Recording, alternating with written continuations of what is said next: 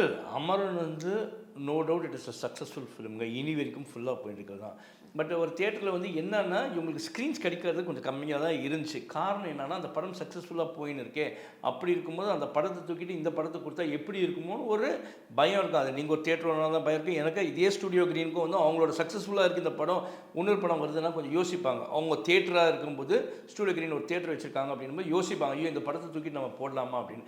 அந்த மாதிரி தான் ஒரு பயம் எல்லாருக்குமே இருந்துச்சு. பட் இன்னைக்கு வந்திருக்கல, இப்போ ஃபர்ஸ்ட் ஷோ போயிருக்கு, செகண்ட் ஷோ இங்கே இப்போ ஃபாரின் கண்ட்ரீஸில் ரிலீஸ் ஆகிருக்கு. இப்போ அங்கே இருக்க ஃபீட்பேக்கை பார்த்துட்டு ஓகே ஆடியன்ஸ் இந்த சைடில் நல்லா இருக்குது அப்படின்னு சொல்கிறாங்க அப்படின்னும்போது இந்த தியேட்டர்ஸ் வந்து ஓகே ரைட் அமரன் வந்து ஒரு ஷோ 2 ஷோ வச்சுட்டு மற்ற ஷோ கொடுக்கலாம் அப்படின்னா, இல்லை எனக்கு நெகட்டிவ் ஃபீட்பேக்காக தான் இருக்கலாம் அதை கண்டினியூ பண்ணுவாங்க.